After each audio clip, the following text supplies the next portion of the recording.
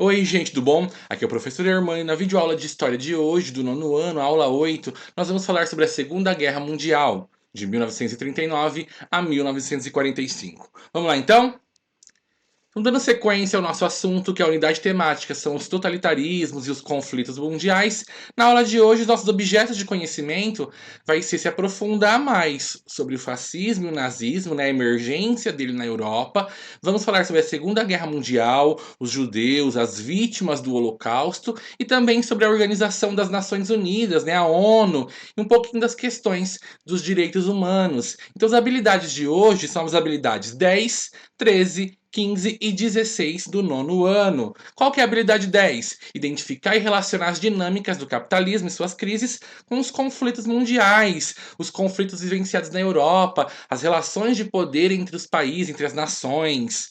Já a habilidade 3 é desenvolver, né, descrever, contextualizar como que o fascismo e o nazismo emergiu, surgiu, se espalhou, se consolidou pela Europa e como que isso vai influenciar as práticas de extermínio, como por exemplo o Holocausto. Na habilidade 15, nós vamos falar das motivações, os motivos, né? O que levou à criação da ONU, qual que é o contexto da Europa, do mundo após a Segunda Guerra, né? E os propósitos, os objetivos dessa organização. E por último, a habilidade 16 é entender um pouquinho então sobre a Carta dos Direitos Humanos, esses direitos, esses valores que vão ser defendidos pela ONU. Ok, então? Então, quando a gente começa a falar em Segunda Guerra Mundial, a gente tem que estar lembrando como que foi a Primeira Guerra, né? Então nós vimos que lá por volta de 1914, 1918, estourou a Primeira Guerra Mundial, que envolveu diversas nações pelo mundo e que levou, né, a surgir dois grupos, a Tríplice Aliança, que era liderada na época pelo Império Alemão, e a Tríplice Entente, que era liderada ali pela Inglaterra, pela França, e posteriormente outros países vão entrando. Então vocês lembram que no final da Primeira Guerra Mundial, a Alemanha saiu derrotada, né? A aliança a Tríplice Aliança sai derrotada. E aí coube à Alemanha principalmente a pagar várias indenizações, que acabou causando muito descontentamento ao povo alemão, principalmente as autoridades, os políticos, os governantes dos países derrotados.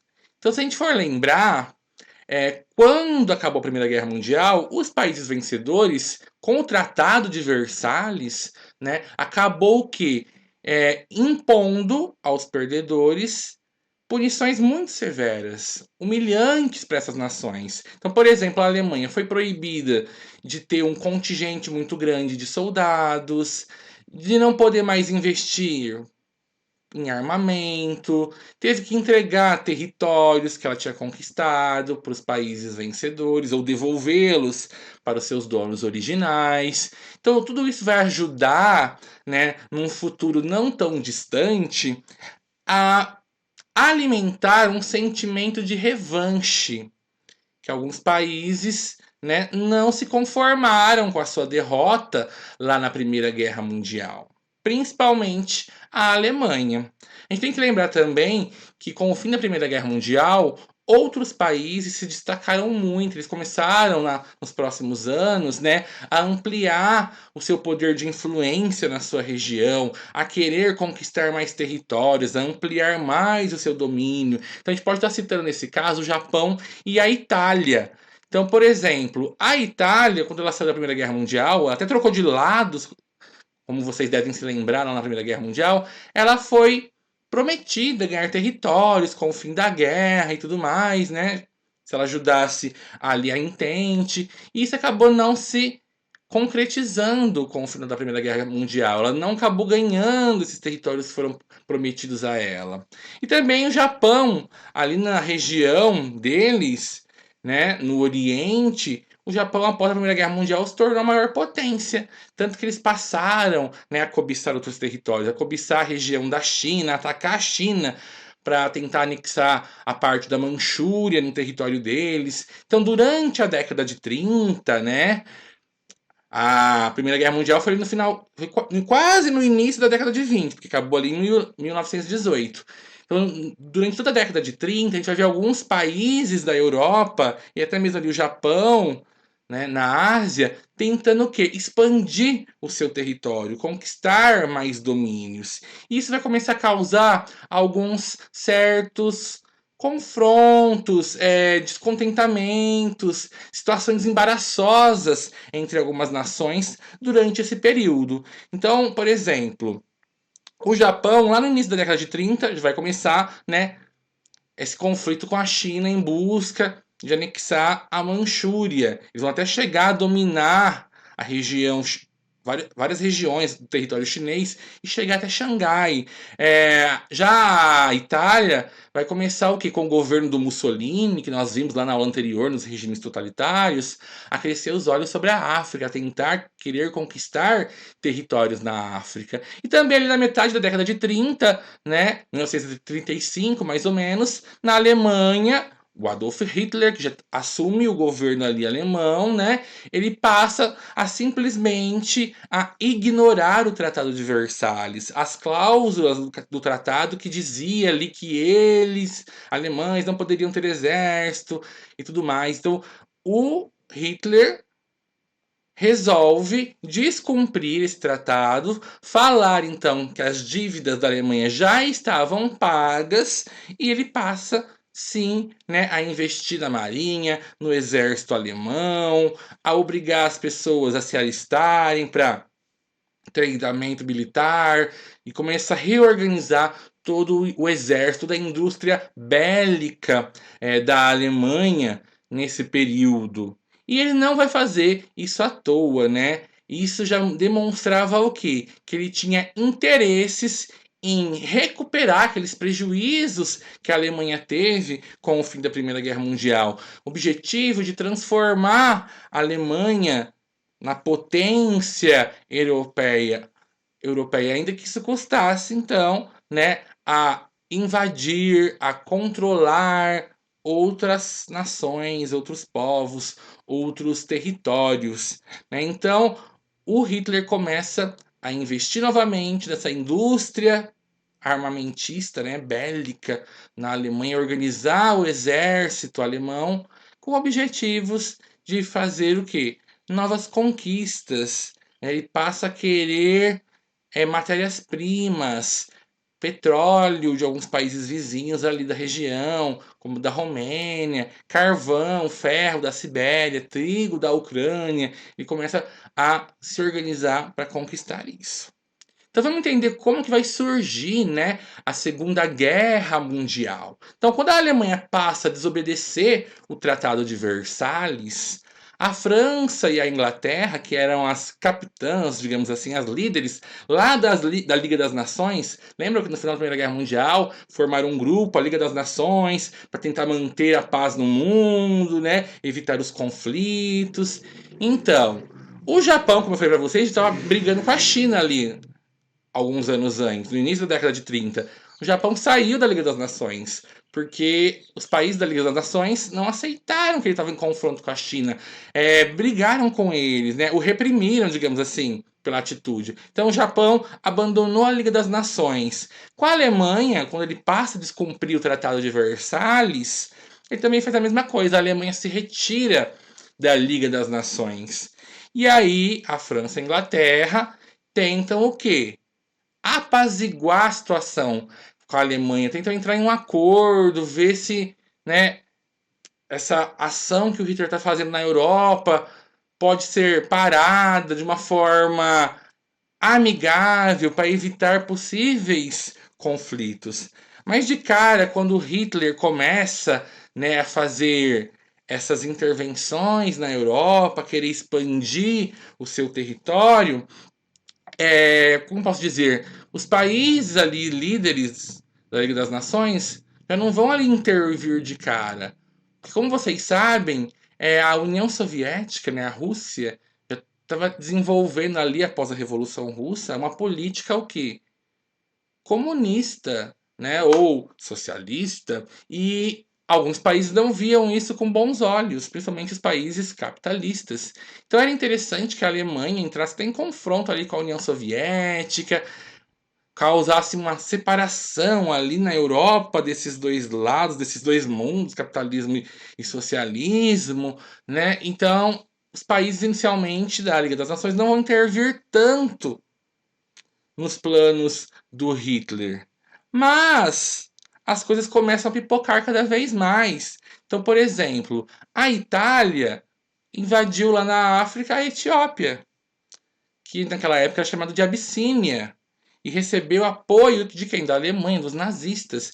Então a gente percebe que durante a década de 30 há uma grande aproximação entre esses países que tinham um pensamento próximo, um pensamento de vamos ampliar o nosso domínio, vamos pegar o que for necessário, conquistar os outros. Então isso vai juntar o que? A Alemanha nazista com a Itália fascista e também ali com o Japão, né, que estava querendo dominar o Oriente.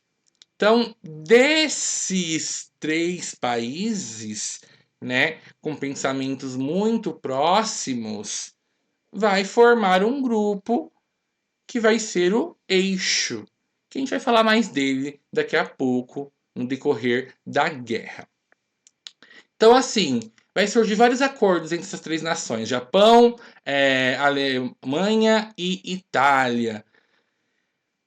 Acordos de ajuda mútua, de um ajudar o outro. Então, vai ter acordo da Alemanha com a Itália, da Alemanha com o Japão, da Itália com o Japão, e depois, mais tarde, né, um acordo que une os três. Para vocês terem uma noção, ali em 1936, houve o acordo chamado Eixo Roma-Berlim, ou seja, a Itália e a Alemanha unidas para o que fosse preciso.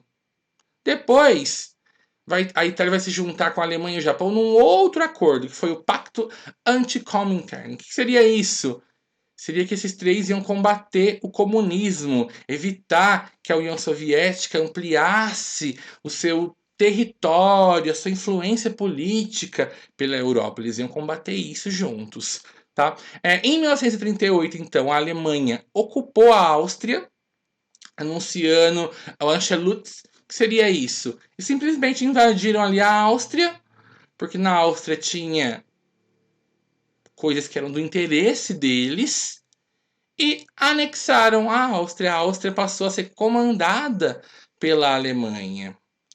Pouco tempo depois, né, o governo nazista mobilizou as suas tropas e ameaçou invadir a Tchecoslováquia.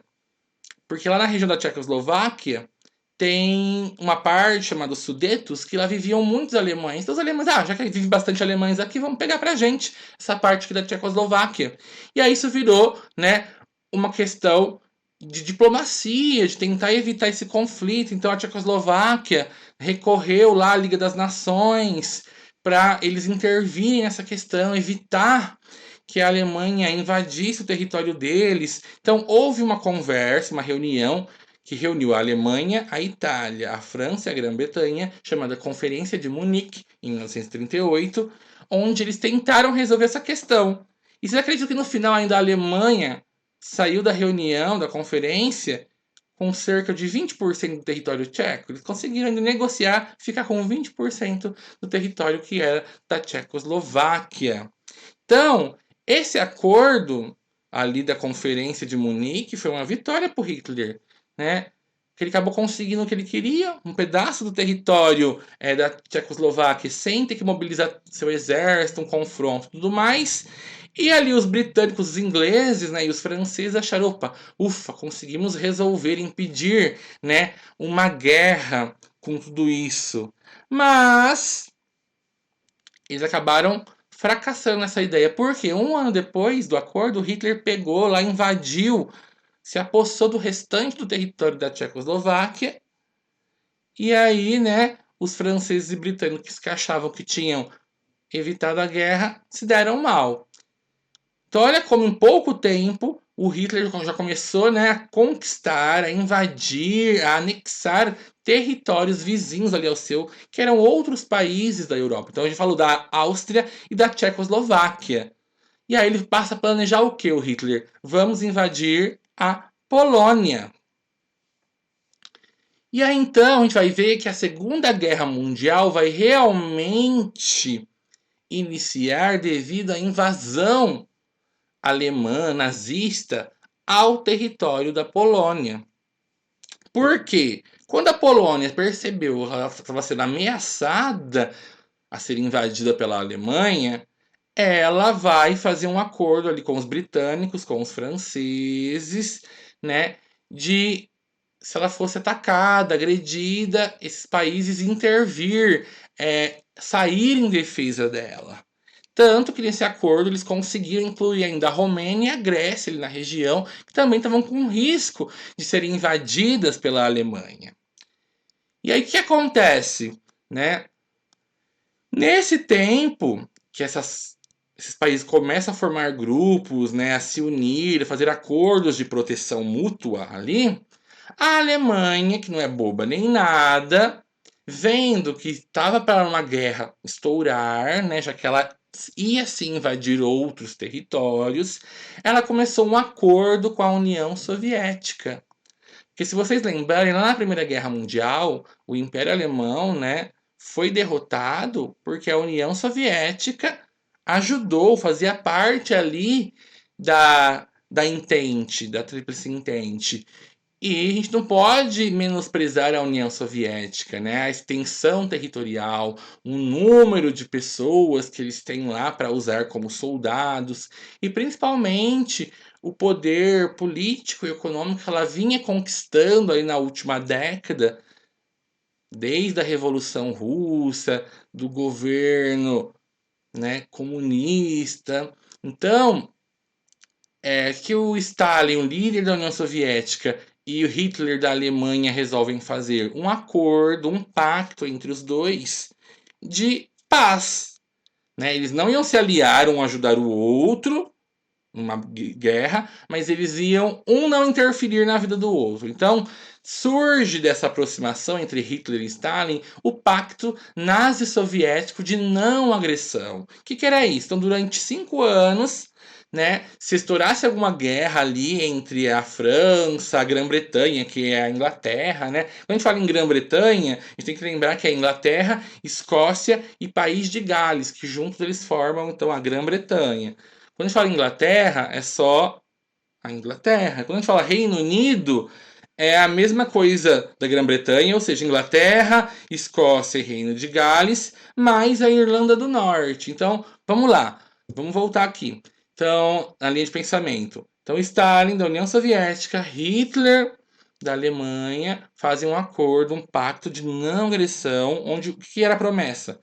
Durante os próximos 5 anos, se estourar uma guerra, se a Alemanha atacar alguém e a Grã-Bretanha e a França decidir partir para cima da Alemanha, a União Soviética não ia se meter, ia ficar neutra, ficar na dela, e com isso ela ia ganhar uma parte do território da Polônia.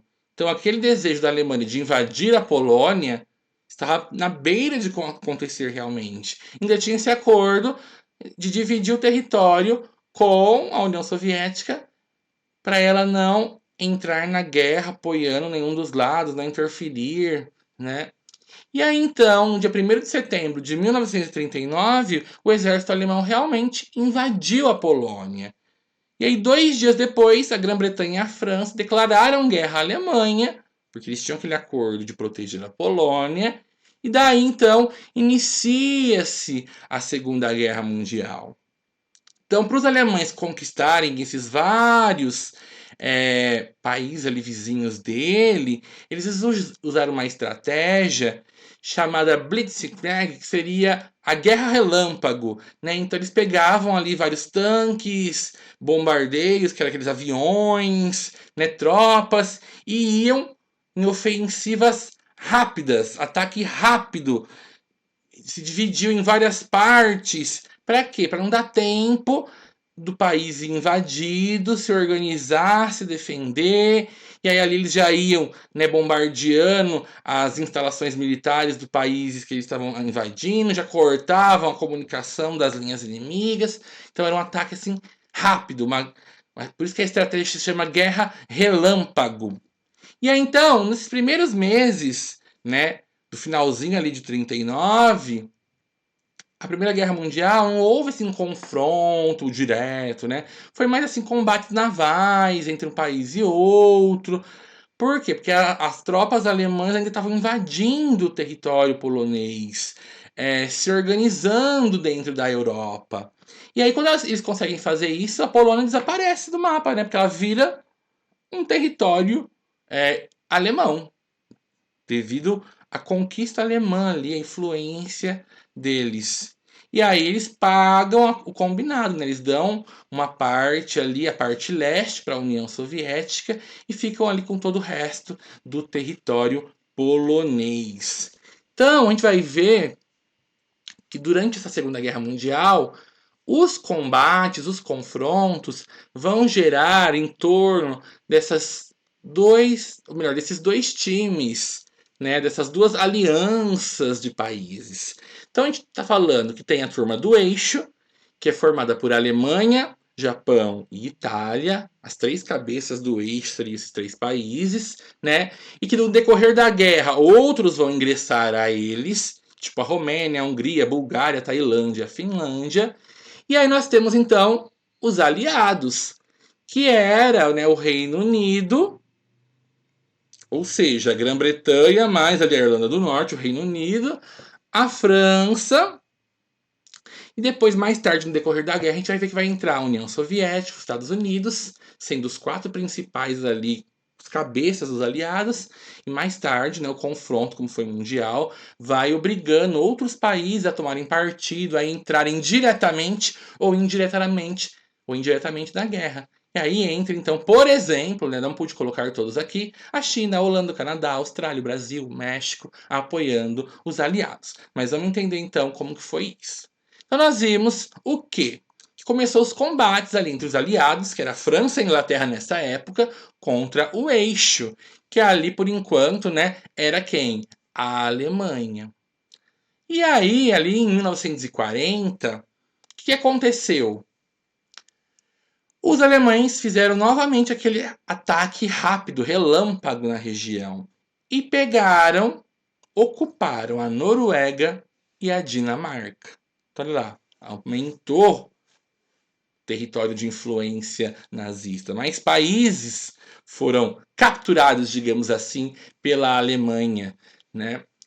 E aí, enquanto ocorriam algumas lutas ali na Noruega, né, esses países que foram capturados tentando se defender do exército alemão, o Hitler vai iniciar a conquista da onde? De outros países ali por perto, da Bélgica e da Holanda. Por que ele queria a Bélgica e a Holanda? Né? Ele queria uma região que fosse mais fácil para abrir caminho para ele tentar conquistar a Grã-Bretanha, conquistar a França, derrotar ali os seus inimigos históricos desde a Primeira Guerra Mundial. Então, em poucos dias, né, houveram vários bombardeios causados pela força aérea nazista, a Luftwaffe, e o poder nazista começa o quê? A causar muito impacto na Europa toda. E aí o que acontece? Com Hitler já conquistando ali Noruega, Dinamarca, Bélgica, Holanda, ele falou: agora nós vamos mirar o alvo para França. E aí, munidos de tanques, com lança-chamas, com aviões, né, bombardeiros, eles entraram na França, venceram a França rapidamente. E em junho, os nazistas tomaram Paris, a capital da França, hastearam a bandeira nazista, a bandeira com a suástica, no topo da Torre Eiffel. Então tem até fotos assim, do Hitler passeando em Paris, né? Olha lá, essa foto que eu coloquei para vocês, ele tirando foto na frente da Torre Eiffel, mostrando que conquistamos o nosso inimigo, conquistamos a França. E aí então, o que ele faz quando ele conquista a França? Ele divide ela em duas partes, que a gente consegue observar aí no mapa. A zona ocupada, onde os alemães ficaram governando, né? A região de Paris, a região mais desenvolvida da França, que tinha mais indústrias, coisas úteis para os alemães. E ali a outra parte, digamos assim, que é a zona sul, da França virou a zona livre. Quando a gente fala zona livre, dá a impressão que é a França normal, como a gente conhece, que era inimiga deles, que vão combatê-los. Não era, tá? Pelo contrário, a parte da zona livre formou uma outra capital, a cidade de Vinci. E aí lá, quem governou a França na zona livre foi um governante que ele fez um acordo com o Hitler e ele passou a colaborar com o Hitler, a defender ideias próximas a do Hitler. Então a gente fala que nessa época, né, a França, devido a esse governante, ao general Henri Pétain, ele, ela passa a ser colaboracionista da Alemanha, né, dos nazistas. Ela passa a colaborar. Mas é lógico que isso foi uma questão política, governamental. Não é que o povo francês virou amigo, passou a defender, a lutar pela Alemanha nazista. Não tem nada disso, tá? Como ela foi ocupada, teve esse acordo, né? O governante ficou com a parte livre, cedeu às ideias nazistas. Mas ainda assim, mesmo esses países que a gente falou que a Alemanha foi conquistando, dominando, o povo não aceitava isso assim. Existiam movimentos de resistência. Ou seja, lá na França, por exemplo, tinha grupos de pessoas, os partisans, que eles não aceitavam que os alemães tinham dominado o território. Então eles iam lá e sabotavam estradas, bloqueavam as estradas, estragavam, sabotavam ferrovias, organizavam fugas das pessoas que os nazistas estavam perseguindo, matavam soldados alemães. Então era um grupo de rebeldes, de resistência, que vai ficar ali, né?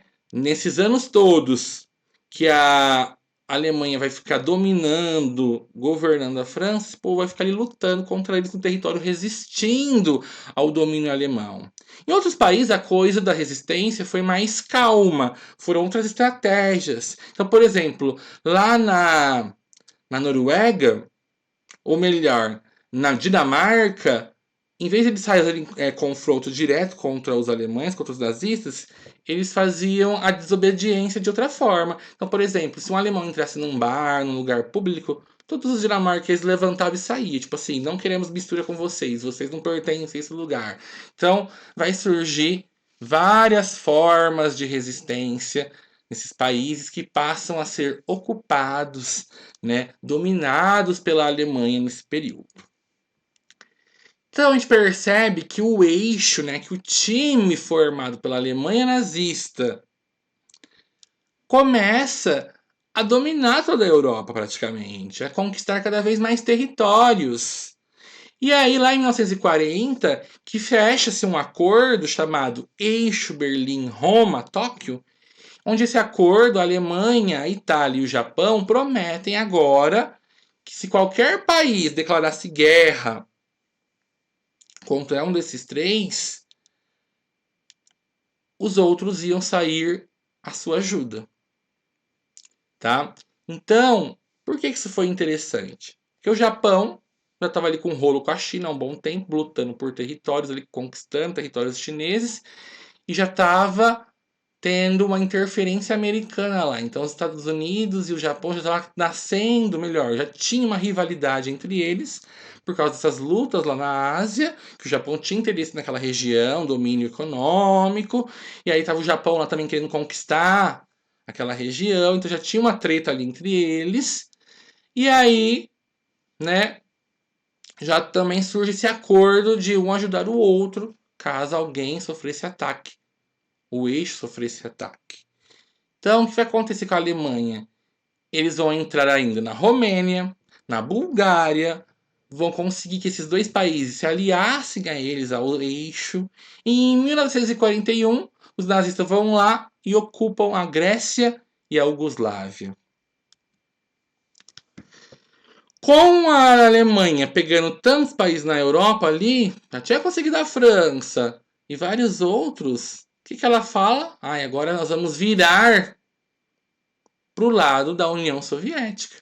O sonho do Hitler era conquistar a União Soviética, o maior país do mundo ali em questão territorial, né? E estava super desenvolvido ali naquela década.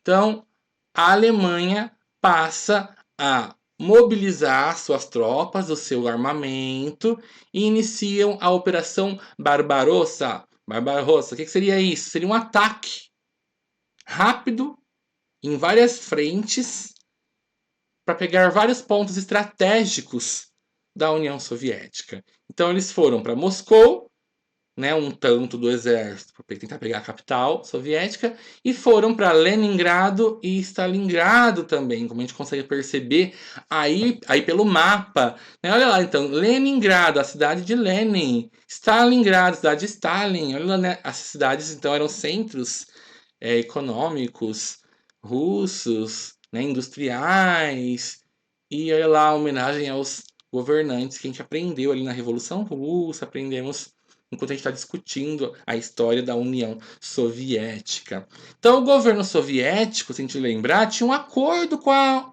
Alemanha, um pacto de não agressão. Eles assinaram lá em 39. E em 1941, Hitler resolve descumprir o trato e ataca de surpresa a União Soviética. Quando eu falo surpresa, não é tão surpresa assim, tá? Porque até que o Stalin já tinha sido avisado por espiões soviéticos, né, pela Orquestra Vermelha, que existia essa possibilidade de ataque, mas o Stalin estava tão confiante no acordo, no pacto de não agressão que ele tinha feito com o Hitler há 2 anos atrás ali, né, que achou que não ia ser atacado. E aí realmente, né, o exército alemão cruzou as fronteiras com a União Soviética e começou esse ataque a eles em busca de petróleo, de conquistar esses pontos de produção industrial, aumentar o poderio, né, alemão. Então os alemães começaram a avançar rapidamente sobre o território soviético. Eles acharam que eles iam conquistar rapidamente ali, mas os soviéticos começaram a se defender. Né? Então teve lugares que os nazistas não conseguiram dominar e outros sim. Então essa campanha de guerra se complicou muito. Foi mais longa do que o Hitler imaginava, porque os soviéticos demonstraram bastante resistência quanto a isso. Então a gente estava falando de 1941, a gente está vendo que a Europa está pegando fogo, né? Que a Alemanha está dominando todo mundo, a Inglaterra ali, a Grã-Bretanha, lutando contra os alemães, e agora os alemães resolveram, né, causar guerra com a União Soviética, que estava ali neutra até então. A gente não pode esquecer que nesse mesmo período, na outra parte do mundo, lá no Pacífico, né, estava ainda rolando aquela guerra desde 1937 entre China e Japão, os Estados Unidos se interferindo ali, se metendo no meio disso, né? O que acontece? Em 1941, enquanto os japoneses ocupavam a região ali da Indochina, eles resolveram, né, reagir a essa interferência americana. Então, em dezembro de 1941, a Marinha e a aviação japonesa vão lá no Havaí, que pega ali a região do Pacífico, mas é território americano, e ataca a base norte-americana de Pearl Harbor. Né? Atiram com aviões, com navios, explodem a base, destroem metade da frota americana que eles tinham ali no Pacífico.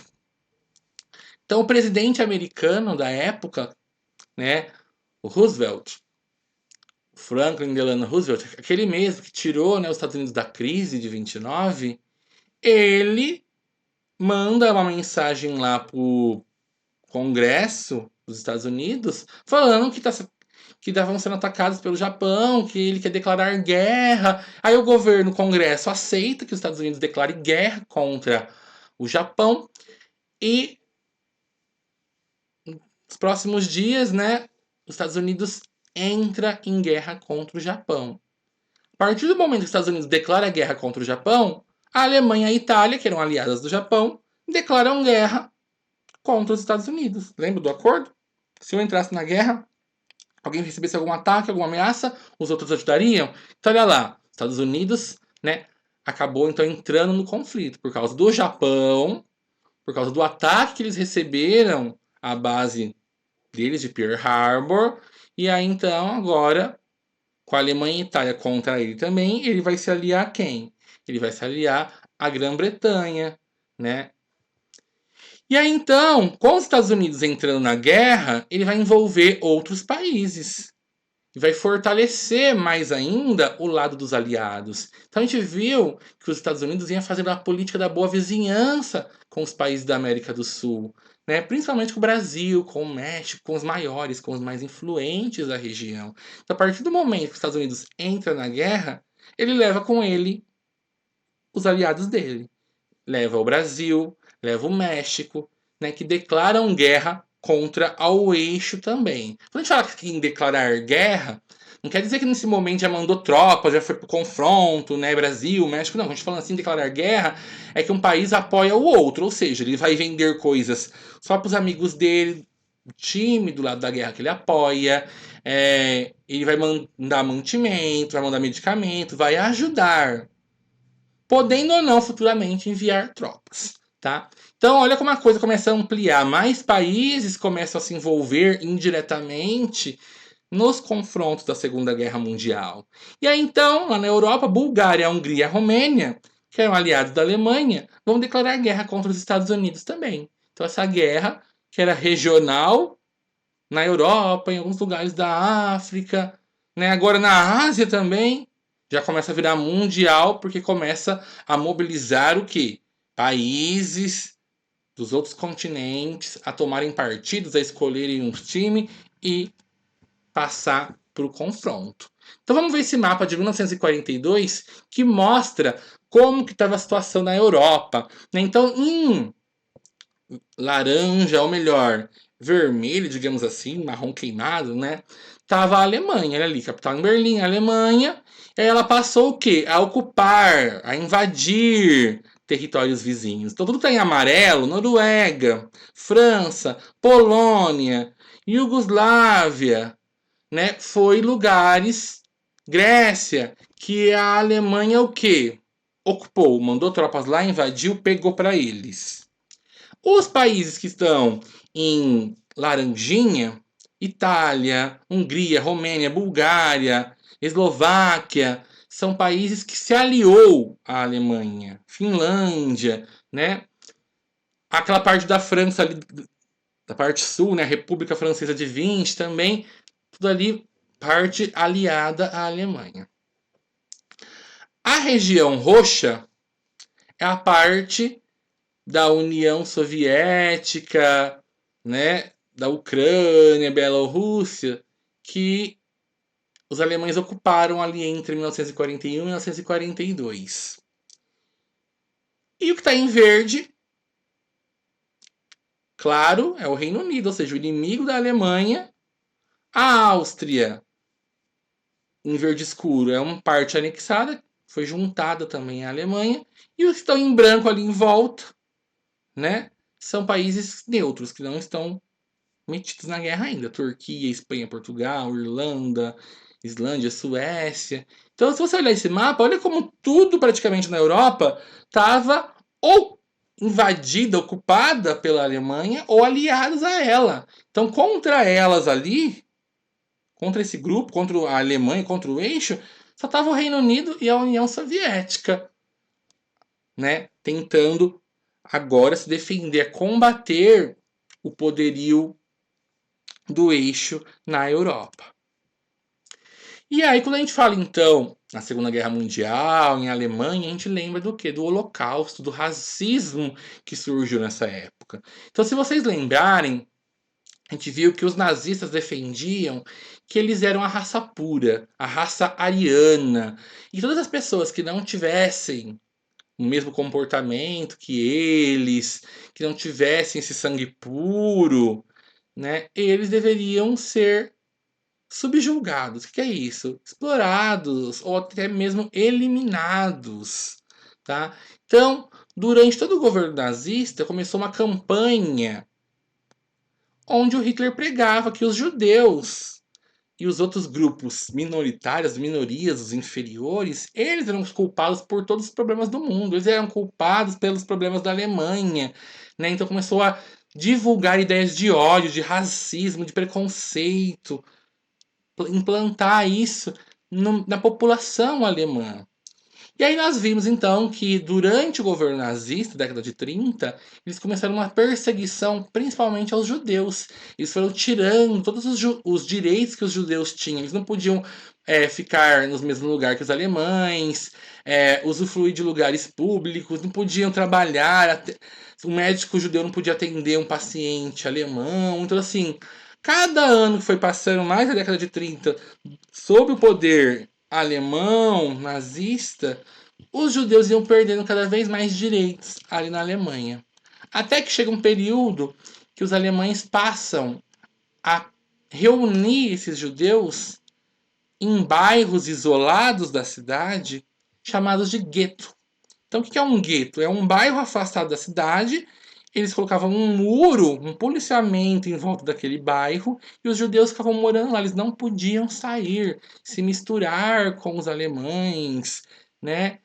E lá nesses bairros eles viviam em situação assim precária, faltava comida, faltava água, eles adoeciam, então a situação passou a ser complicada. Mas ainda assim, esses judeus resistiam. Resistiam como? Tentando manter as suas vidas normais nesse bairro policiado, né? A produzir cultura, a escrever jornais, a fazer festas, músicas, né? Para tentar resistir a esse tempo tão nefasto que estava tendo.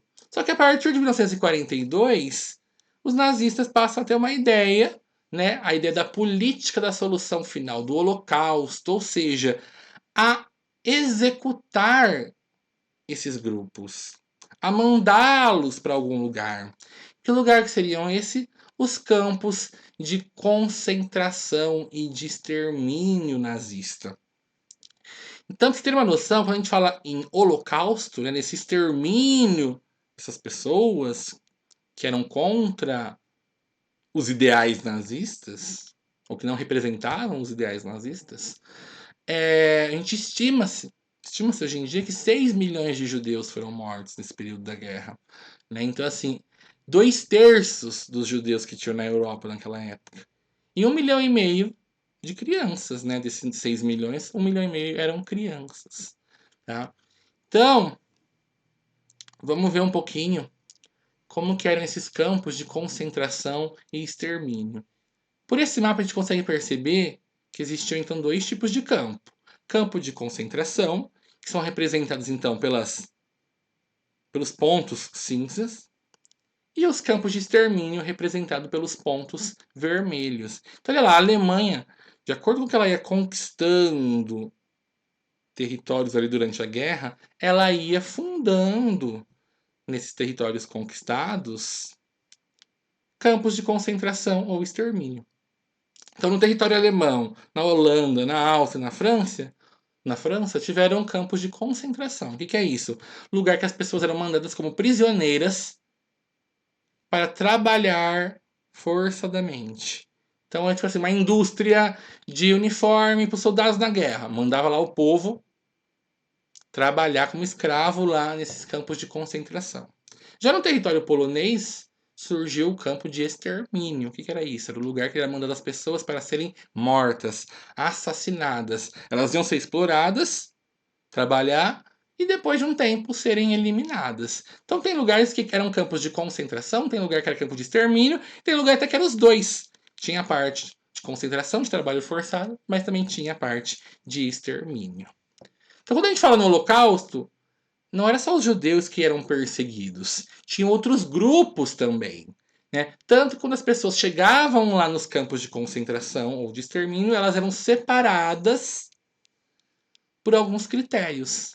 Tá? Então existia todo um código de cores e símbolos para separar essas pessoas que eram a vergonha para os alemães, que deveriam ser eliminadas, né? Então, o grupo mais perseguido realmente foram os judeus. Eles foram a maioria. Eles eram representados pelo Triângulo Amarelo, que formavam juntos, quando eram dois triângulos, né, sobrepostos um sobre o outro, em direção opostas, formavam a estrela de Davi, um dos símbolos do judaísmo, né? Então podia ser só um triângulo vermelho, ou melhor, perdão, um triângulo amarelo, ou poderia ser dois triângulos amarelos formando essa estrela, né, de Davi. Então esse símbolo servia para mostrar que a pessoa era judia. Outro grupo recebia o Triângulo Vermelho. Quem recebia o Triângulo Vermelho? Quando esse preso era preso político. Ou seja, ele era comunista, lá da União Soviética, ou seja, o inimigo mortal ali dos alemães, representava uma forma de política que os alemães não concordavam. Poderiam ser anarquistas, maçons, liberais, ou seja, defendiam alguma ideia política que não era a mesma da Alemanha, do Hitler, era um motivo para ser preso, enviado para o campo de concentração, né, e receber a marca vermelha. Triângulo verde era usado pelos criminosos comuns, ou seja, os próprios alemães arianos, alguém criminoso que aprontou algo, ia parar lá também no campo de concentração ou de extermínio, mas esses recebiam, né, o triângulo verde. Eles, por serem arianos, por serem sangue puro, eles tinham até alguns privilégios ali no campo, nos campos. Né? Eles até mandavam sobre os outros prisioneiros. Já o Triângulo Roxo eram as pessoas que foram presas por motivo religioso. Então, o Hitler queria que todo mundo prestasse homenagem a ele, né? Saudasse ele como se ele fosse um grande líder, né? Um deus na Terra, digamos assim. Então, algumas pessoas que por motivos religiosos não seguiam essa vontade do Hitler de homenageá-lo, de lutar por ele, era preso também e enviado para esses campos. Então, padres católicos, pastores protestantes que não concordavam com a política do Hitler iam parar lá também. Mas desses grupos religiosos, os que mais sofreram perseguição pelos nazistas foram os testemunhas de Jeová. Porque os testemunhas de Jeová eles não podem reverenciar outra pessoa a não ser Deus. Então, eles não iam prestar homenagem a Hitler. Não iam na guerra por Hitler. Então, iam ser presos por Hitler. O Triângulo Azul eram os imigrantes, pessoas de outros países que estavam morando ali na Alemanha, que não eram alemãos, não eram puros, foram capturados e mandaram para lá com o símbolo azul. Ou então pessoas apátridas, ou seja, sem pátria. Gente, por algum motivo de guerra, foi expulso do seu país, não tinha mais uma nacionalidade reconhecida e estava lá, foram capturados e viraram Triângulo Azul ali durante a divisão, né, no campo de concentração. Triângulo Marrom era para perseguir quem? Os ciganos, né? Principalmente dos grupos Romani e Sintis. Então, os ciganos é aquela população, aqueles grupos que não têm território, eles ficam perambulando os países, andando por lá, né? E aí o Hitler considerava eles uma raça inferior, também motivo para ser perseguidos e presos. Triângulo Preto representava as mulheres lésbicas ou as mulheres à frente do seu tempo, né? As antissociais, as feministas, as que não obedeciam seu marido, as que lutavam por direito das mulheres, as mulheres que bebiam, alcoólatras, ou seja, aquela mulher que não era um exemplo a ser seguido, uma prostituta. Esses tipos de mulheres foram perseguidas e enviadas então para os campos usando o símbolo preto. E por último, e não menos importante, o triângulo rosa, que representavam os homens gays. Então, olha só quanta diversidade tinha nos campos de concentração e de extermínio, né? Por que então que eles dividiam esses grupos? Que ficava mais fácil organizá-los, a colocá-los para trabalhar, a dar certa função para eles realizarem, a eliminá-los, né? Então também era comum usarem letras nos uniformes para mostrar de que país era aquela pessoa. Então, se a pessoa era da Bélgica, era belga, ia ter um B dentro do triângulo. Se era francesa, um F. Então tinha várias formas de ajudar a identificar esses prisioneiros, a concentrá-los nos lugares. Como que era então esse campo de concentração e extermínio? Como que era a rotina? Então a gente viu que os judeus foram prisioneiros, né? Foram agrupados nos guetos e depois os alemães passaram a mudar a estratégia. Então eles pegavam essas pessoas, os judeus, tiravam lá do gueto, colocavam eles em trens, na maioria das vezes com vagões fechados, e aí colocavam eles para viajar, passando fome, sede, né, até que chegassem num campo de concentração ou de extermínio. Então a gente vai falar aqui do campo de Auschwitz, que foi o mais famoso campo de concentração e extermínio alemão, né, lá na Polônia. Então eles chegavam de trem, como a gente vê aí a entrada, e lá, quando eles chegavam, desciam, eles já eram separados, eles passavam por um processo de seleção. E lá eles separavam as crianças, os idosos, os doentes, as mulheres saudáveis, os homens saudáveis. Aí eles pegavam um carimbo que tinha números, mas não era um carimbo normal, era um carimbo que o número era formado por lâminas. Então, quando a pessoa carimbava no braço da pessoa, furava o braço da pessoa, deixava a carne viva e ficava a marca do número. Então, a pessoa ela recebia um código de identificação, um número de inscrição. Como se fosse um boi, um animal sendo marcado. Então, cada um chegava lá e recebia esse número de marcação. E aí, então, em cima da ferida, eles jogavam a tinta e aí isso virava uma espécie de tatuagem. É uma marca que nunca mais saiu. A pessoa ficou com aquela numeração, né, os que sobreviveram, na pele. Então, quando eles recebiam esse número de identificação, eles já ganhavam ali um uniforme listrado, né? Por isso que existe lá o filme O Menino do Pijama Listrado. É uma referência aos uniformes dos prisioneiros nos campos de concentração e extermínio. Então, eles recebiam um uniforme listrado, provavelmente de uma pessoa que já foi assassinada e morta. Recebiam ali um par de sapatos que nunca cabia no pé, que nunca era o número certo, né? E iam então para os barracões, onde eles iam ficar morando, né, abrigados. Então, por exemplo, as crianças, os idosos e os doentes, que eles não iam servir como mão de obra para trabalhar, eles já iam ser mortos, eles já iam para a câmara de gás serem mortos. Os homens e mulheres saudáveis, não, eles iam ser explorados, eles iam trabalhar ainda, né, comer o pão que o diabo amassou, digamos assim, para depois irem sendo eliminados. Então, você tem a noção, quando eles chegavam nesses barracões, esses barracões eram um lugar que cabia 700 pessoas. Só que eles enfiavam 1.200 lá dentro. Então não tinha espaço para dormir direito, era apertado, lotado. Eles tinham que dormir todo mundo de lado para caberem nas camas. As camas que vocês vão ver que não tinha nada de cama, né? Era uma espécie de prateleira. E lá não tinha banheiro, eles tinham que fazer as necessidades em baldes. Eles recebiam uma cuia, um recipiente, que era onde eles iam receber a comida deles. Eles não podiam perder aquele recipiente, senão eles não comiam. Né? Então, assim, era uma vida horrível. Eles acordavam 5 da manhã, né, com os oficiais invadindo os dormitórios, gritando com eles, batendo neles, fazendo eles ficarem em filas por horas em pé, para contar se estavam todos ali. Aí eles recebiam um café da manhã desumano, que era uma sopa de erva daninha com batata, um pedaço de pão com castanha e serragem de madeira, né, serrada. Uma margarida feita de lignito, ou seja, de carvão. Eles tinham que comer isso. Trabalhar, fazer serviço pesado o dia inteiro.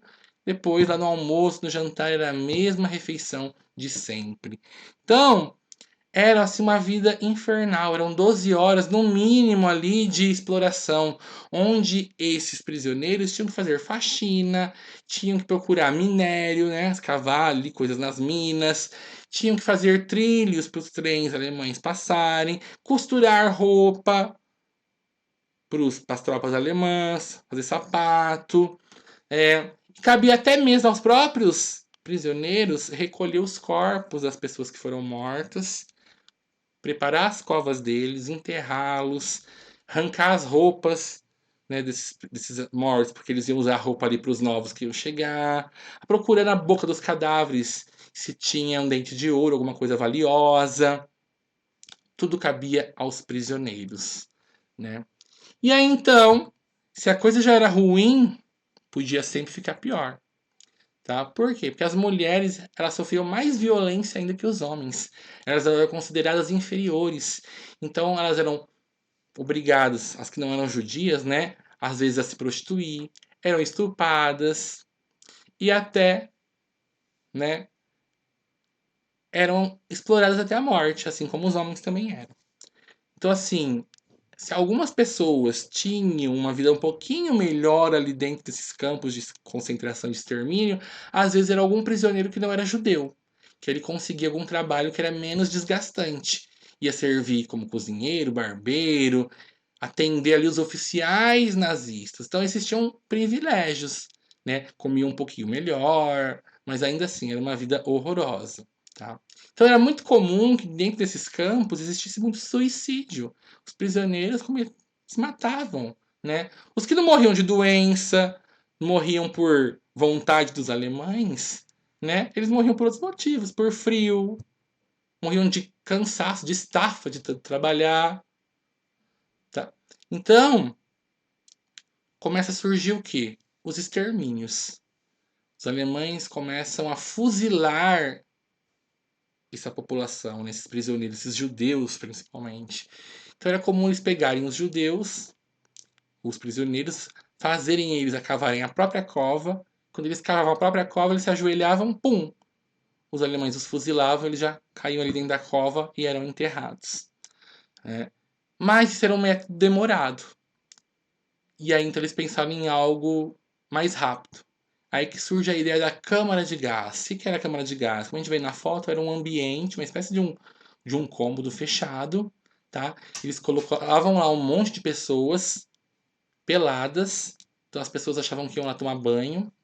E aí do teto, de uma abertura do teto, eles jogavam cápsulas de Zyklon B, que é um pesticida, que junto com o ar ele solta um gás venenoso. Aí trancava essas pessoas dentro desse cômodo e em meia hora essas pessoas estavam mortas. Elas respiravam esse gás altamente tóxico e aí então morriam. Então olha lá como era rápido, né? Em meia hora matava 700 pessoas ali tranquilo dentro dessa câmara de gás. Eles conseguiam fazer então a eliminação muito mais rápido.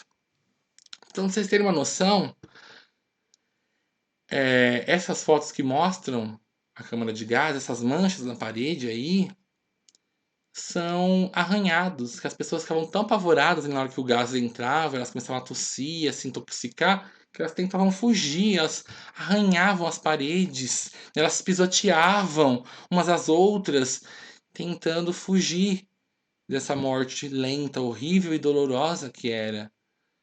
E para facilitar esse trabalho todo de extermínio, ali próximo às câmaras de gás tinha os fornos incineradores. Então eles pegavam os corpos das pessoas que morreram, queimavam tudo e jogavam as cinzas nos rios, né? Então olha aqui algumas fotos que mostram o Holocausto, né? Mostram crianças, mulheres, homens com os pijamas listrados, né? Com os uniformes de prisioneiro. Olha os dormitórios como que eram, gente, lugar horrível, um monte de pessoa empoleirada, né? Eles tinham a cabeça raspada, as mulheres, os homens. Olha como eles estavam magros, né? De passar fome, de trabalharem ao excesso. Então foram tempos sombrios esse. Então, voltando, a gente estava falando do Holocausto, que começou ali, né, em 42 e vai até o final da guerra ali, esse povo sendo prisioneiro perseguido. Mas vamos voltar aqui às batalhas, a entender o que estava acontecendo no restante do mundo nesse período. Então, em 1942, lá na Ásia, vai ter a Batalha de Midway, onde os japoneses vão tentar controlar o Pacífico, como a gente consegue ver aqui no mapa. Então, o Japão vai tentar atacar os Estados Unidos, mas eles vão sofrer uma desastrosa derrota, né? Vão perder bastante aviões, homens, e entre 42 e 43, os Estados Unidos vão começar a retomar esses territórios do Pacífico que tinham sido conquistados pelos japoneses. Então, eles recuperam as Ilhas Marshall, as Ilhas Marianas e outras regiões ali. Enquanto isso, a gente vê que os nazistas estão tentando ainda, né, conquistar a União Soviética, pegar Moscou, a capital da União Soviética. E aí a coisa se complica cada vez mais lá. Então, vocês terem uma noção, na cidade de Stalingrado, os nazistas não conseguiram catar a cidade. Em compensação, na cidade de Leningrado, onde surgiu lá o bolcheviquismo, né? Lembra dos bolcheviques na Revolução Russa? Eles dominam Leningrado e vão dominar lá até 1944. Então, vai surgir ali, né, entre 42 e 43, essas linhas de frente muito grande da guerra no Pacífico, Japão contra os Estados Unidos e a Europa ali, né? Grã-Bretanha e União Soviética contra o eixo, contra os alemães, os italianos. Então, em 43, vai ter a Batalha de Kursk, que foi a maior batalha de tanques de guerra ali entre os alemães e os soviéticos. Nunca houve uma batalha com tanto tanque de guerra envolvido como essa entre soviéticos e alemães. Então vai surgir agora a ofensiva aliada. Os aliados vão se unir para montar um plano. Então a União Soviética, liderada por Stalin, Estados Unidos pelo Roosevelt e o Reino Unido pelo Winston Churchill, vão se unir, vão fazer uma conferência lá em 1943, a Conferência de Teherã, e vão montar um plano para tentar derrubar os nazistas, os italianos, o eixo, os japoneses. Né? Então, pra você ter uma noção, em 43, tropas britânicas e norte-americanas conseguiram expulsar alemães e italianos de algumas áreas lá da África que eles estavam tentando conquistar. Eles conseguiram invadir a Itália, derrubar Roma, né, a capital italiana, e o Mussolini. Tanto que o Mussolini vai ser preso e o novo governo da Itália vai render a Itália, vai pedir rendição, sair da guerra. E olha só o que aconteceu. Vocês acreditam que o Mussolini foi preso e o Hitler mandou uma tropa, né, de paraquedistas, que ficou chamada como Operação Carvalho, a resgatar o Mussolini da prisão? Então olha lá, né, como amigo é amigo, né? Então Hitler conseguiu mandar essa tropa, resgataram o Mussolini volta lá para a Itália, ele, apoiado por outras pessoas que defendiam as ideias fascistas, tomam uma parte da Itália e criam a República Social Italiana, ou a República de Salò, que foi uma região da Itália que era uma região ocupada, não era essa região que se rendeu à guerra. Era ali uma região que foi liderada por Mussolini que ia resistir ainda mais um tempo esse confronto. Então nós vimos que com a entrada dos Estados Unidos em 40, ali em 42, 41, na Segunda Guerra Mundial, outros países foram juntos com ele. Então o Brasil e o México foram os dois países da América do Sul que mandaram tropas para lutar na Segunda Guerra Mundial.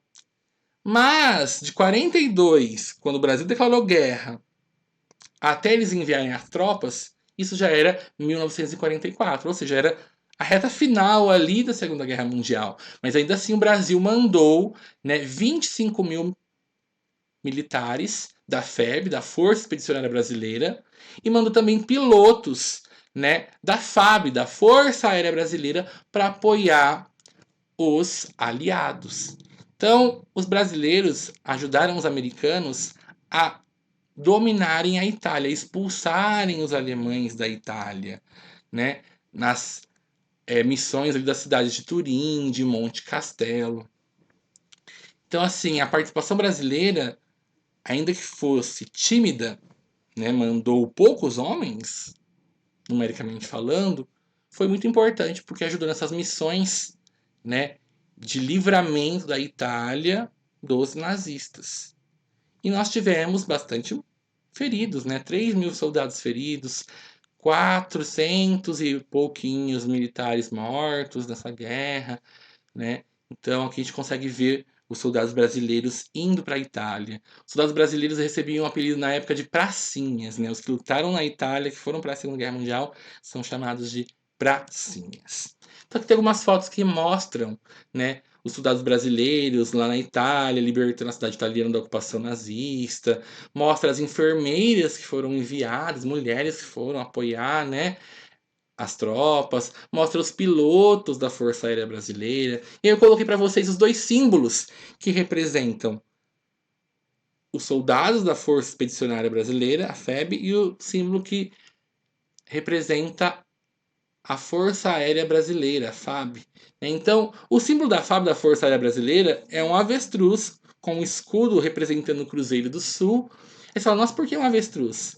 né? Aí é uma história curiosa. Que quando eles foram lutar na guerra, a aviação brasileira, os pilotos brasileiros eles se alimentavam tão mal comendo comida que eles não estavam acostumados, que eles diziam que eram ruins, que eles diziam que eles tinham que ter um estômago de avestruz, né, para comer a comida dos americanos, as coisas que as outras nações preparavam, que não era o que eles estavam acostumados ali. O arroz e feijão, a comidinha brasileira que a gente tanto gosta, né? Então, daí surge a ideia do avestruz como símbolo da Força Aérea Brasileira. Já o símbolo da Força Expedicionária Brasileira, dos soldados que vão lutar no chão, né? É a cobra com o cachimbo. Por quê? Porque durante todo o período da guerra, os brasileiros não imaginavam que eles iam se meter na guerra, que eles iam lutar na guerra. Eles diziam assim: ah, é mais fácil a cobra fumar, ver uma cobra fumando do que o Brasil ir parar na guerra. E aí não foi o que aconteceu, né? O Getúlio Vargas, apoiando o governo americano, mandou os brasileiros para a guerra. Então a cobra fumou, a cobra está fumando, né? E aí essa expressão que já era popular se popularizou mais ainda durante o período da guerra e virou o símbolo deles, a cobra fumando o cachimbo. E as mulheres da Segunda Guerra Mundial? O que aconteceu, né? A gente viu então que na Primeira Guerra Mundial as mulheres não foram para o campo de batalha, elas ajudaram em outras formas de serviço, como enfermeiras, substituindo os homens nas indústrias, né? Os homens foram para a guerra, elas iam lá trabalhar, produzir coisas que iam ser usadas na guerra ou coisas que precisavam manter o país em funcionamento. Então a gente viu que graças à Primeira Guerra Mundial as mulheres ganharam uma certa independência.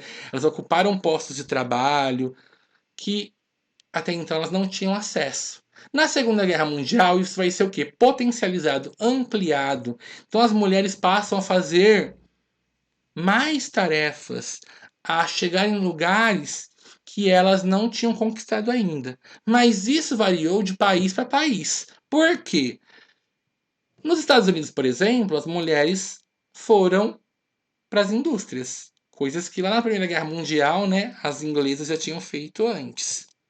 Em compensação, as inglesas já começaram a receber treinamento de tiro, a formar uma infantaria, porque os ingleses tinham medo que a Alemanha invadisse a Inglaterra, invadisse Londres, e aí elas iam ter que saber se defender.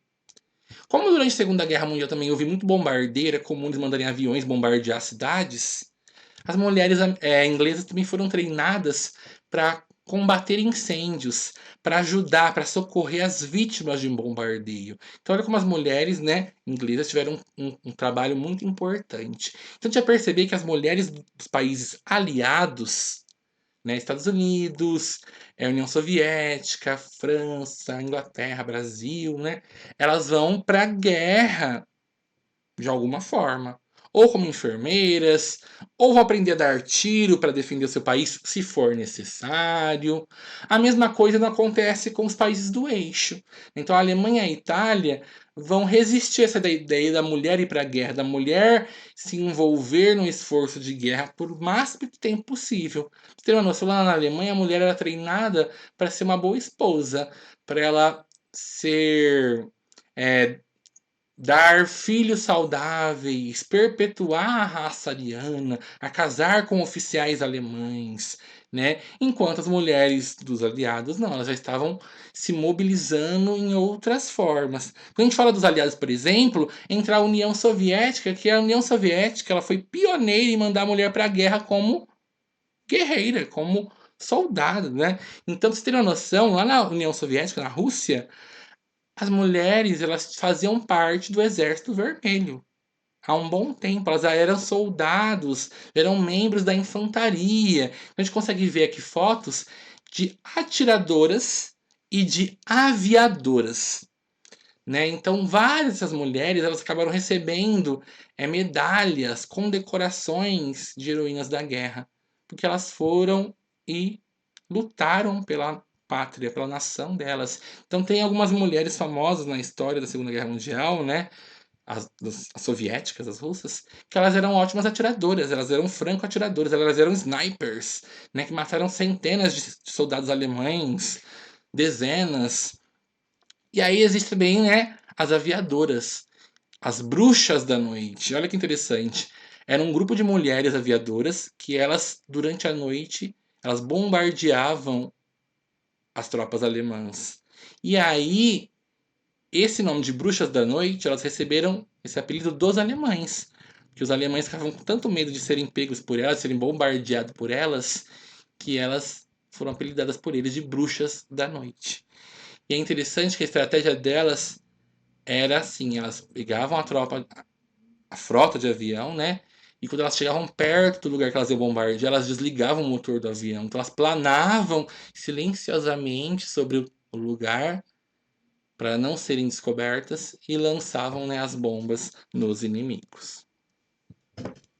Então, daquela reunião entre os países aliados, né, União Soviética, Estados Unidos e Grã-Bretanha, ali, Reino Unido, vai surgir uma ofensiva, uma organização que vai ser o chamado Dia D. Então, em junho de 1944, né, ocorreu o Dia D. O que foi isso? Foi a maior organização de tropas que os aliados fizeram. E eles chamaram isso de Operação Overlord. Então, na região da Normandia, né, uma região ali da costa da França, os países aliados mandaram milhares de soldados, de tanques de guerra, de navios e aviões para libertar a França, libertar os países ali da Europa que estavam sob comando alemão e tentar, né, derrotá-lo. Então, para você ter uma noção, foram 160 mil soldados, 6.400 navios, 20 mil veículos terrestres, né, tanques de guerra, carros, 5 mil aviões que entraram ali na França, libertaram a França, libertaram outros países vizinhos ali e começaram a caminhar até Berlim, na Alemanha, para dominar a Alemanha. Então, em abril de 1945, os soviéticos, né, os russos, invadem também a Alemanha por um lado, começam a vencer várias batalhas por lá, e isso obriga o Hitler e a sua companheira a cometerem suicídio. Porque eles viram que a guerra estava perdida para os alemães, que os alemães iam ter que se render. E ele não ia se entregar porque ele ia ser, né, com certeza humilhado, torturado. Então ele preferiu cometer suicídio do que ser capturado. E aí, em 2 de maio de 1945, os soviéticos tomaram Berlim, né, hastearam a bandeira vermelha lá em Berlim. E 5 dias depois, em 7 de maio de 1945, os alemães se rendem oficialmente, tá?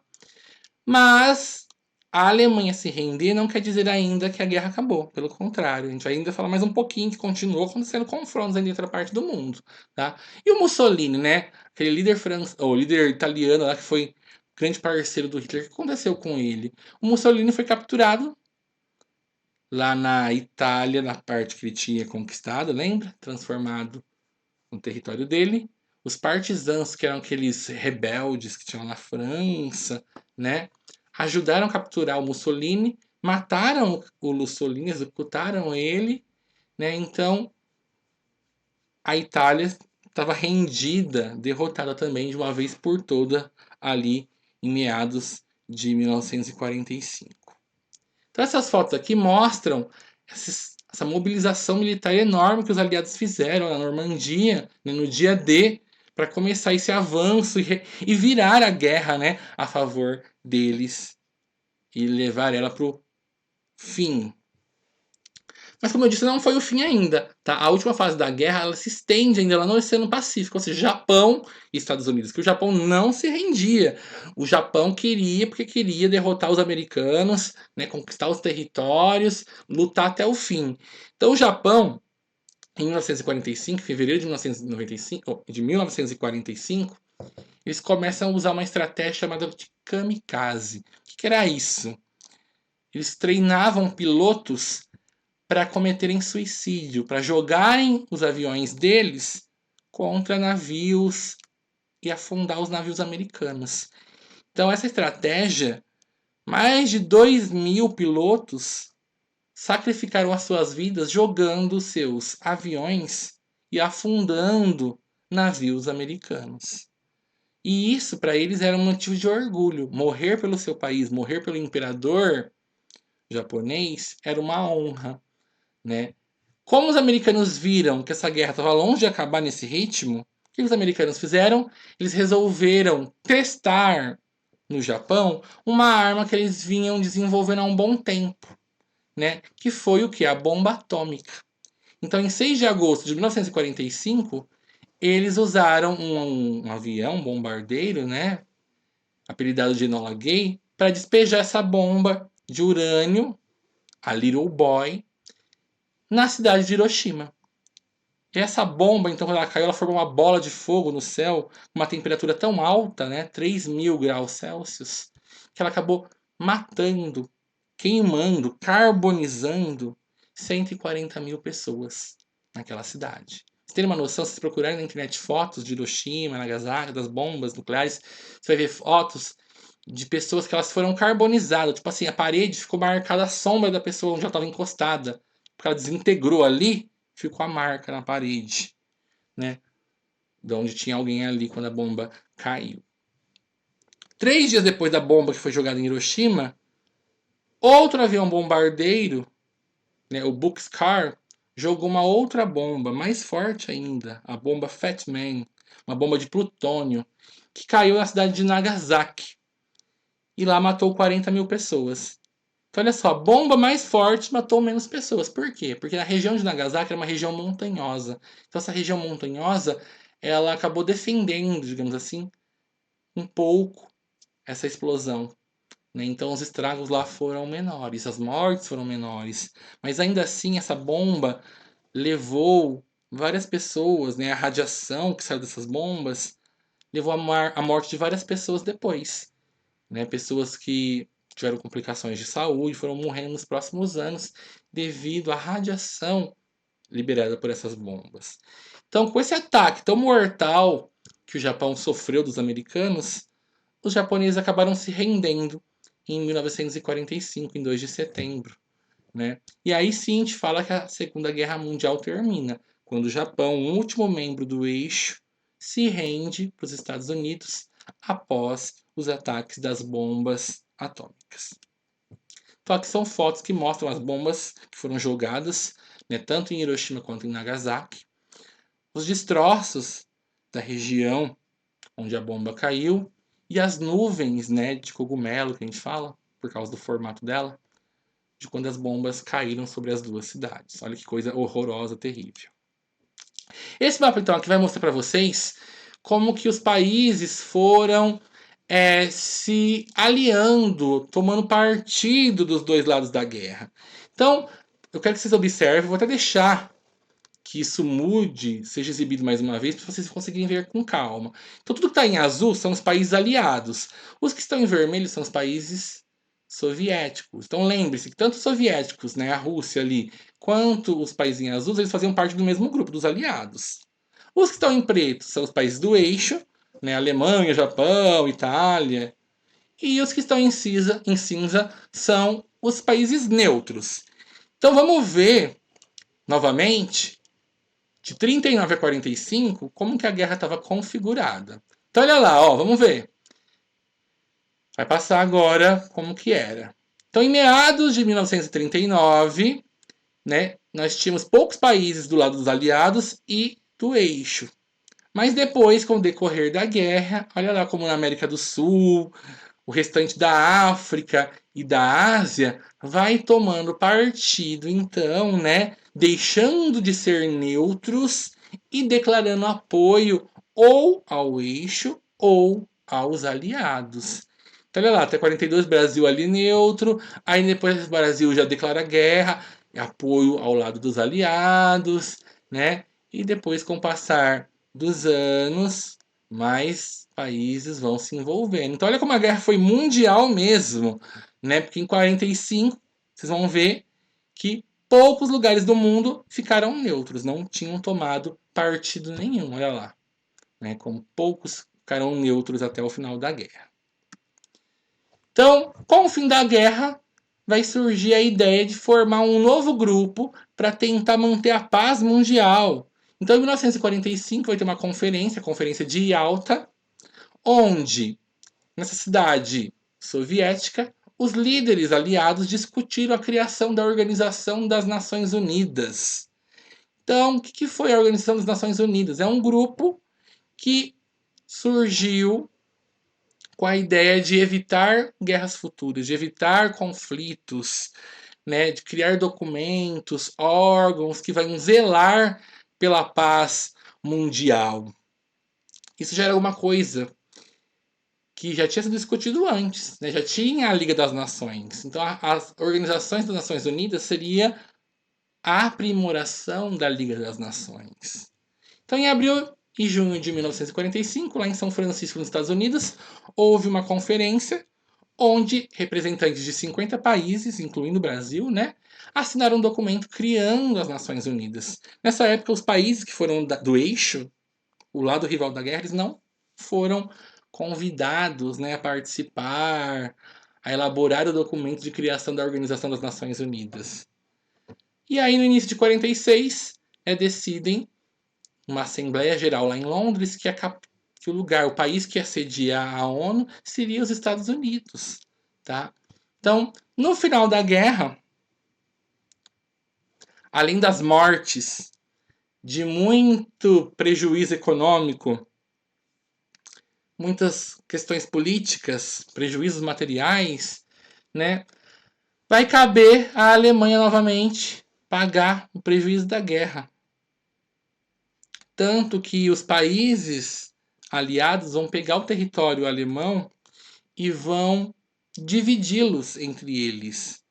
Né? Então vai ter uma parte que vai ficar com a França, uma parte com a União Soviética, uma parte com os americanos e uma parte sobre o comando dos ingleses. Então o saldo do fim da Segunda Guerra Mundial foi várias cidades arruinadas. Né? Olha como é essa foto aí da cidade de Destrin, na Alemanha. Parecendo uma cidade fantasma. Os países todos destruídos por causa dos bombardeios. Então, vários países tiveram cidades bombardeadas durante a guerra que ficaram assim, né? Que tiveram que ser reconstruídas. Então, a Segunda Guerra Mundial trouxe 60 milhões de mortes, né? Só a União Soviética perdeu 25 milhões de pessoas. Vários monumentos históricos, hospitais, pontes, estradas foram destruídos nesses bombardeios. E como eu disse para vocês, né, em 1945, então, teve uma reunião, a Conferência de Potsdam, onde os líderes da União Soviética, no caso o Stalin, os Estados Unidos, agora já outro presidente, o Truman, e um novo primeiro-ministro britânico, o Clement Attlee, fizeram um acordo, então, que eles iam dividir a Alemanha, né, em várias áreas administrativas, como eu disse para vocês. E também, né, surge a ideia de fazer um tribunal, o Tribunal de Nuremberg, que ia tentar, né, desmilitarizar a Alemanha, impedir eles de terem armamento de novo, condenar todo mundo que se envolveu em crimes de guerra, condenar os nazistas, puni-los pelas mortes lá nos campos de concentração, tá? Então, com o fim da guerra, vai surgir o quê? Aquela divisão de países capitalistas de um lado e países socialistas do outro. Vai começar a se desenhar um mundo que a gente chama, né, que vai originar a Guerra Fria, que é o tema futuro da nossa aula. Então eu espero que com essa videoaula vocês tenham entendido um pouquinho da complexidade que foi a Segunda Guerra Mundial, os países envolvidos, as principais características. Espero que vocês tenham curtido. Realize as atividades que eu estarei enviando para vocês e me enviem para correção nos nossos meios de comunicação, como vocês já estão habituados. Então até a próxima aula. Tchau, tchau.